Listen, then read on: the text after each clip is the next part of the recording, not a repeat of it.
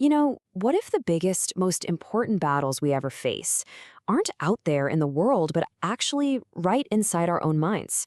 Well, that's exactly what we're diving into today. We're going to explore an ancient Yoruba philosophy called Ifa and see how it gives us this incredible roadmap for that inner hero's journey. So let's start with this massive question. What if all the bad stuff that happens to us isn't some random curse? What if instead it's actually a call to action, a challenge to grow? That idea right there is the heart of the journey we're about to go on. All right, so to answer that call to action, first we got to understand the lay of the land. We need to know the terrain where this whole journey takes place. And in Ifa, that landscape is our inner world, our consciousness. And it's seen as this constantly shifting, ever-changing place. At the very center of this inner world is a concept called Ori. Now, this isn't just about your intellect or your thoughts. Think of it as the full spectrum of your consciousness. It's about getting your thoughts, your head, and your emotions, your heart, to work together as one integrated whole. You see, Ifa doesn't see consciousness as some fixed, static thing. It's always moving, always in flux. Your Ori is constantly in motion, either expanding into a state called Ori-ide or contracting into what's known as Ori-ibi. And these two states, well, they lead down very different paths. When our consciousness is in that state of expansion, Ori-ide, we start attracting all kinds of good things into our lives, blessings, abundance.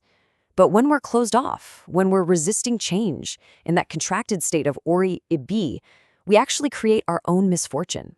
It's not a curse from the outside. It's a state of being we generate from within. Okay, so our consciousness is always doing this dance between expansion and contraction. But what happens when the music stops? What happens when we get stuck in one of those states? When we get a little too comfortable? We all do it, right? We build these cozy little comfort zones for ourselves, these little walled gardens where everything feels safe and predictable.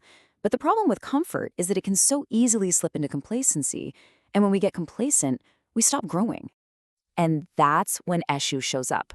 Now, a lot of people might think of him as some kind of trickster or a negative force, but that's not it at all. In Ifa, he's a divine messenger, and his job is to shake things up, to shatter our limited ways of seeing the world and force us to look at the bigger picture. So here's how it goes down. E.S.U finds us sitting there in our comfort zone and just throws a wrench in the whole thing. He creates some kind of disruption. All of a sudden, our old map of the world is completely useless. And right there, in that moment of total confusion, we're faced with a choice, a really important one. Do we retreat back into what's familiar, or do we find the courage to chart a new course? So you've made the brave choice. You've decided to step into the unknown. But now what? You're lost in the wilderness, and you're going to need a guide. In Ifa, this is the moment your helpers appear. I mean, who hasn't been here? We've all felt this way. That weird, disorienting feeling where the person you used to be is gone, but the new you, well, they haven't shown up yet. You're just lost in the fog of uncertainty with no clear path forward.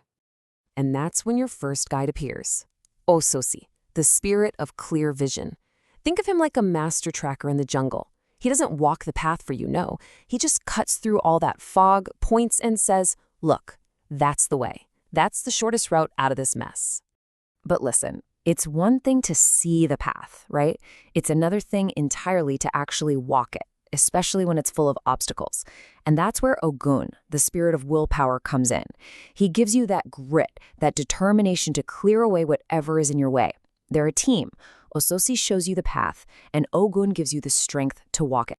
So, you've found your guides, you've faced down the challenges, you've walked the path, and you've made it through. But what was the point of all that? What's the real prize at the end of this whole hero's journey? This, right here, is the absolute heart of it. The journey isn't about what you get at the end. It's about who you become. It's about this constant process of letting the old, limited version of yourself die so that a new, more expansive, more authentic you can be born. And look at that. We've come full circle. By going through this whole crazy journey, by facing the chaos, you finally heal that split between your head and your heart. You bring them into alignment. And that is how you achieve that state of expanded consciousness, Ori-ire, where you become a magnet for all the good things in life.